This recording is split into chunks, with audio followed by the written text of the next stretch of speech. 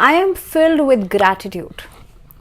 एक टाइम पे आप हमेशा एक ही काम कर सकते हैं, या तो आप शिकायतें कर सकते हैं अपने ज़िंदगी से कि भाई मेरे साथ ये हो रहा है, ये प्रॉब्लम है, ये अच्छा नहीं हुआ, पास्ट में वो अच्छा नहीं हुआ, या फिर आप ग्रैटिट्यूड में रह सकते हैं। आप धन्यवाद कर सकते हैं हर उस चीज़ का, हर उस क्षण का जिसने आपको बहुत कुछ दिया है। क्योंकि जाहिर सी बात है, हमारी लाइफ में कुछ अच्छा होता है, कुछ बुरा होता है, तो उन क्षणों का, उन पलों का जब आप धन्यवाद करते हैं, जब आप ग्रैटिट्यूड में रहते हैं, जिन्होंने आपको आपकी ज़िंदगी के उस मुकाम तक पहुंचाया है जहां पहुंच करके आप शायद बहुत खुश थे या बहुत खुश हैं, तो कहीं ना कहीं पे आप आगे भी उन्हीं पॉजिटिविटी को, उसी सकारात्मक पलों को इनवाइट करते हैं अपनी लाइफ में। So being gratitude or being grateful is the best thing you can do, is the best affirmation that you can set every day. क्योंकि जब आपको याद होगा लास्ट टाइम हमने जो अफर्मेशन सेट किया था, दैट आप जैसा सोचते हैं उसी तरह की एनर्जीज, उसी तरह की ऑरा आपके आसपास बन जाता है। तो अगर आप कंप्लेन्स करेंगे, अगर आप हर वक्त अपनी लाइफ के बारे में दूसरों से या भगवान से भी जब आप कंप्लेनिंग उसमें होते हैं, तो कहीं ना कहीं पे आपके आसपास भी उसी तरीके का एक क्योस बनना शुरू हो जाता है। So you should always be grateful and thankful to everyone, to any situation जिसकी वजह से एट प्रेजेंट आप जिस भी सिचुएशन में हैं। अ वेरी वार्म वेलकम, बहुत स्वागत है। मैं हूं भावना शर्मा और this is the monthly series that is going on for March, for the month of March. So monthly series में आप जानते हैं कि हम बात करते हैं अलग अलग एस्पेक्ट्स के बारे में। ये जो वीडियो रहेगा ये रहेगा लीब्रन्स के लिए, बिकॉज लीब्रन से पहले के सारे वीडियोज़ ऑलरेडी अपलोड हो चुके हैं। अगर आपने नहीं देखे हैं देन यू कैन गो और जाकर के आप उस सीरीज़ को देख सकते हैं। बहरहाल लीब्रन्स के लिए मार्च का पूरा महीना कैसा रहेगा यही हम इस वीडियो में बात करेंगे। सबसे पहले आपका चार्ट देखते हैं। चार्ट आपके स्क्रीन पर है। सो मंगल शुक्र आपके लिए 12th हाउस में रहेंगे, कंजंक्ट होगा। मंगल और शुक्र दोनों का ट्रांजिट भी हो रहा है मार्च के महीने में। एक 7 मार्च को होगा, दूसरा 15 मार्च को होगा, तो उसको भी हम डिस्कस करेंगे। दूसरा बुध, सूर्य और शनि जो हैं ये हैं आपके लिए 5th हाउस में रहेंगे महीने की शुरुआत में, क्योंकि सूर्य भी ट्रांजिट कर जाएंगे। उसके बाद राहु पूरे महीने में आपके 6ठे भाव में रहेंगे। गुरु जो हैं, देवगुरु बृहस्पति जो हैं वो रहेंगे आपके लिए 7वें भाव में, और केतु जो हैं वो तो राहु के ऑपोजिट आपके लिए 12th हाउस में रहने वाले हैं। अब हम बात करते हैं इस चार्ट के हिसाब से आपके लिए पूरा महीना कैसा रहेगा। तो जैसे मैंने कहा ट्रांजिट्स इंक्लूड होंगे, तो अगर मैं शुक्र और मंगल की बात करूं, सबसे पहले कारक क्षेत्र की हम बात करते हैं। आपका वर्क प्लेस, आपका करियर, इसके लिहाज से पूरा महीना कैसा रहेगा। तो शुक्र और मंगल महीने की शुरुआत में आपके 10वें भाव पर पूर्ण दृष्टि डाल रहे हैं। दूसरी बात, राहु जो है महीने की शुरुआत में 6ठे भाव में बने रहेंगे। नौकरी करने वाले जो लोग हैं उनको बहुत अच्छे परिणाम मिलेंगे, क्योंकि मंगल और शुक्र का जो पूर्ण दृष्टि है वो आपके 10th हाउस पर पड़ रही है। कार्यक्षेत्र में आप देखेंगे अपनी अलग ही प्रतिभा का एक प्रदर्शन जो है वो आप दे सकते हैं। खासतौर पे जो लोग मीडिया कर्मी हैं, या फिर आर्ट से, कला से जुड़े हुए हैं, या फिर म्यूज़िक इंडस्ट्री से जुड़े हुए हैं, डांसिंग इंडस्ट्री से, कोरियोग्राफर्स हैं, तो ऐसी फील्ड्स में आपका नाम, आपका नेम, फेम बढ़ सकता है। डिजिटल मार्केटिंग से, सोशल मीडिया से आपको फेम मिल सकता है। तो ये कुछ प्लेटफॉर्म्स हैं जहाँ से आपको प्रॉफिट होता हुआ नजर आता है। प्रॉपर्टी डीलिंग्स में इस अवधि में फ़ायदा हो सकता है। इस अवधि के अंदर हो सकता है कि जो काम दूसरे नहीं कर पा रहे हैं वो काम आप अगर कर देंगे, तो कहीं ना कहीं पे आपकी प्रशंसा या आपको एक मोटिवेशन तो मिलेगा ही मिलेगा, लेकिन आसपास के लोग भी आपके काम की सराहना कर सकते हैं। तो जो काम दूसरों के लिए मुश्किल लग रहा है वो आप उसे चुटकियों में कर देंगे। तो ये एक एक्स फैक्टर जो है वो आपके अंदर रहेगा इस महीने के अंदर, महीने की शुरुआत में। और ख़ास तौर पे इस महीने के इनिशियल टाइम में आपको कहीं पर पुरस्कृत किया जा सकता है, कहीं पर पुरस्कार मिल सकता है, कहीं पर मान सम्मान आपको मिल सकता है। साथ ही में महीने के उत्तरार्ध की अगर मैं बात करूं तो काफ़ी हद तक आप देखेंगे व्यस्तता बढ़ेगी। शुक्र का ट्रांजिट होगा 7 मार्च को, उसके बाद 15 मार्च को मंगल ट्रांजिट कर जाएंगे। देवगुरु बृहस्पति पूरे महीने में 7वें भाव में विराजमान रहेंगे, और 7th हाउस जो होता है वो काफ़ी हद तक आपके कोलैबोरेशंस का होता है या मैरिज का होता है। इसके लिहाज से देखा जाए तो 7वें भाव में बैठ करके आपके प्रथम भाव, तृतीय भाव और एकादश भाव को देखेंगे, जिसकी वजह से, क्योंकि एकादश भाव को देख रहे हैं तो जाहिर सी बात है आपका बिजनेस बहुत अच्छा फ्लरिश करेगा। फर्स्ट हाउस को देखेंगे तो काफ़ी हद तक आप नए नए प्रोजेक्ट्स की शुरुआत कर सकते हैं। आपका ऑरा बहुत पॉजिटिव हो जाएगा, और एट वर्क प्लेस हो सकता है you will be the centre of attraction for many of people. दूसरी बात, तृतीय भाव की जो कि पराक्रम भाव है, किसी नए कार्य की शुरुआत कर सकते हैं, बहुत फियरलेस होकर के आप आगे बढ़ेंगे, जिसकी वजह से इस महीने के अंदर बहुत सारे प्रॉफिट्स जो हैं वो आपको देखने के लिए मिल सकते हैं।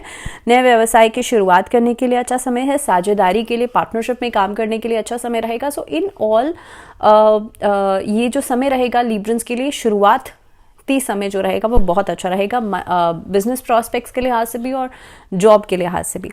अगर मैं आर्थिक स्थिति की बात करूं तो आर्थिक स्थिति आपके लिए महीने की शुरुआत में बहुत बढ़िया रहेगी। चतुर्थ भाव में बैठ करके मंगल आपके एकादश भाव को भी देखेंगे और खासतौर पे पंचम भाव में विराजमान सूर्य, शनि और बुध भी आपके एकादश भाव को देखेंगे। इस अवधि के अंदर आप देखेंगे धन प्राप्ति के योग तो बनेंगे ही बनेंगे, लेकिन निवेश अगर आप कर रहे हैं शेयर मार्केट में तो वहां से आपको अच्छा खासा फायदा हो सकता है। इस अवधि के अंदर अगर आप कंसल्टेंसी से जुड़ा हुआ कोई काम करते हैं तब भी अच्छा समय रहेगा। महीने के उत्तरार्ध में जिस समय पर मंगल ट्रांजिट करेंगे तो आप देखेंगे मंगल शुक्र के साथ पंचम भाव में आकर के एकादश भाव को देखेंगे। अब इस अवधि में भी आप देखेंगे आर्थिक स्थिति जो है वो बेहतर होगी, नए नए इनकम सोर्सेज आपके साथ जुड़ सकते हैं।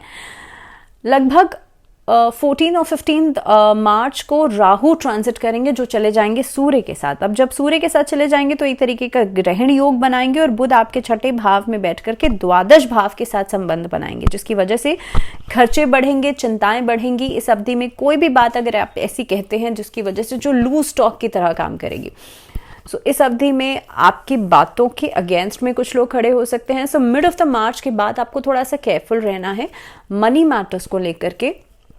आप अपनी बातों को लेकर के थोड़ा सा केयरफुल रहेगा, कोई भी ऐसी स्टेटमेंट देने से बचेगा जिसका कोई आधार नहीं है या जो आपने ऐसे ही कह दी, लूज टॉक करने से बचेगा।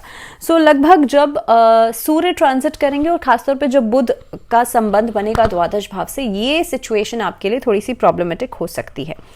अब बात करी जाए अगर स्वास्थ्य के दृष्टिकोण से तो ये महीना काफी हद तक थोड़ा सा कमजोरी लेकर के आएगा। लगभग मिड ऑफ मार्च के बाद स्थितियों में इस तरीके की परिस्थिति बन सकती है कि गैस्ट्रिक इश्यूज परेशान कर सकते हैं, बहुत ज़्यादा एसिडिटी की समस्या परेशान कर सकती है, अपचन की शिकायत बहुत ज़्यादा परेशान कर सकती है। इस अवधि में रीढ़ की हड्डी से जुड़ा हुआ अगर कोई समस्या है तो आप लोग उसको बिल्कुल भी हल्के में नहीं लीजिएगा, बिकॉज ये अचानक से बहुत स्पाइकअप हो सकती है।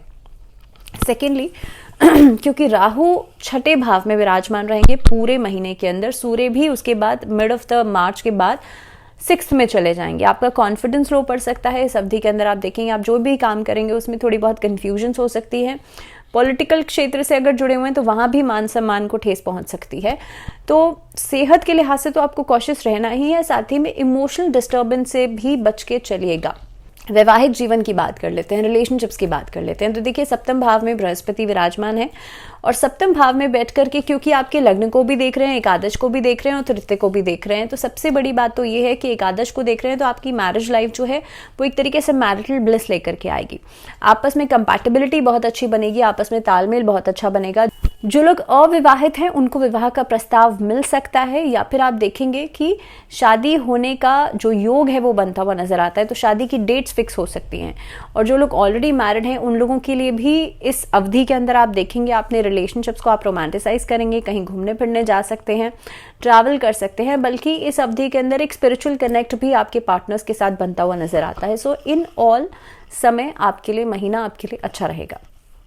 पारिवारिक जीवन की बात कर ली जाए तो पारिवारिक जीवन के लिहाज से इस अवधि के अंदर मदर की हेल्थ को लेकर के थोड़ा सा कॉशियस रहेगा। सो महीने की शुरुआत में मंगल शुक्र आपके 4th हाउस में रहेंगे और ये समय ऐसा हो सकता है कि आपस में छोटी छोटी बातों को लेकर के ब्रदर सिस्टर्स के बीच में डिस्प्यूट्स हो सकते हैं, जो कि बहुत लंबे समय तक के लिए नहीं टिकेंगे, लेकिन हाँ ग्रेजुअली चीजें ठीक होंगी, तो आपको थोड़ा सा पेशेंस रखना जरूरी रहेगा। प्रॉपर्टी से जुड़े हुए मुद्दों के ऊपर बातचीत करना बहुत ज्यादा जरूरी रहेगा, क्योंकि एंसेस्ट्रल प्रॉपर्टीज के ऊपर वाद विवाद खड़ा हो सकता है, कोर्ट कचहरी के मामले खड़े हो सकते हैं। राहु 6th हाउस में कंफ्यूजन्स भी लेकर के आएंगे और आपसी खासतौर पर अगर कोर्ट कचहरी के कोई मामले चल रहे हैं तो वहां पर भी डिस्प्यूट्स अचानक से बढ़ते हुए नजर आते हैं। तो अगर मैं बात करूं खासतौर पर, लेकिन देखिए एंसेस्ट्रल प्रॉपर्टी से जुड़ा हुआ अगर कोई भी मामला ऐसा चल रहा है तो वहां पर आपके लिए प्रॉफिट्स नजर आ रहे हैं, जैसे मैंने आपको इनिशियली बताया था। अब स्टूडेंट्स के लिहाज से देखा जाए कि महीना कैसा रहेगा, तो स्टूडेंट्स को एक्स्ट्रा एफर्ट इस अवधि में करनी पड़ेगी। महीने की शुरुआत में एक थोड़ा सा ओवर कॉन्फिडेंस आपके अंदर रहेगा, लेकिन जैसे जैसे सूर्य का ट्रांजिट नज़दीक आएगा वैसे वैसे आपका कॉन्फिडेंस कम होता हुआ नज़र आएगा। लेकिन कहीं ना कहीं पे आप देखेंगे आपको रिजल्ट्स एकेडमिकली बहुत अच्छे मिल सकते हैं। जो बच्चे स्पोर्ट्स एक्टिविटीज़ में रुचि रखते हैं, उसमें आगे बढ़ना चाहते हैं, उनके लिए भी अच्छे प्लेटफॉर्म्स मिलते हुए नज़र आते हैं। साथ ही में आर्ट में, कला में जो बच्चे दिलचस्पी रखते हैं उनके लिए भी समय अच्छा नज़र आ रहा है। सो बहुत सारी ऐसी डाइवर्स फील्ड्स हो सकती हैं जिसमें कि आप आगे बढ़ें, लेकिन कहीं ना कहीं पे फोकस बनाना बहुत इंपॉर्टेंट रहेगा। डिस्ट्रैक्शंस ऐसी हैं जो आपको परेशान कर सकती हैं। स्टूडेंट्स के लिए बहुत ज़रूरी है इस महीने के अंदर भगवान गणेश की उपासना ज़रूर करें। ओम गण गणपते नमः इस मंत्र का जाप ज़रूर किया जाना चाहिए। इसके अलावा जो नॉर्मली अगर आप बिज़नेस में चाहते हैं आगे बढ़े, बिज़नेस में तरक्की हो, नौकरी में तरक्की हो, तो आप लोगों के लिए इस महीने के अंदर माँ लक्ष्मी की उपासना ज़रूर करनी चाहिए और अष्ट लक्ष्मी का चित्र अपने घर के नॉर्थ ईस्ट डायरेक्शन में लगा करके लक्ष्मी चालीसा का पाठ जरूर करना चाहिए। हर फ्राइडे माँ लक्ष्मी को पंचमेवे की खीर का भोग जरूर लगाना चाहिए और साथ ही में रोज़ वाटर आपको अपने घर के नॉर्थ ईस्ट डायरेक्शन में थोड़ा सा स्प्रिंकल करना चाहिए। इससे भी आपके जो पैसे की आवक है वो बढ़ेगी और कहीं ना कहीं पे जॉब प्रॉस्पेक्ट्स जो हैं वो बेहतर होंगे। इसके अलावा कोशिश कीजिएगा, अगर हेल्थ आपकी बहुत ज़्यादा डिस्टर्ब है तो उसके लिए आप लोग महामृत्युंजय मंत्र का चैंट रेगुलरली करेंगे तो डेफिनेटली आपकी सेहत में सुधार दिखाई देगा। और इसी के साथ इस वीडियो में फिलहाल इतना ही, दीजिए इजाज़त, लेकिन जुड़े रहिए चैनल के साथ। नमस्कार।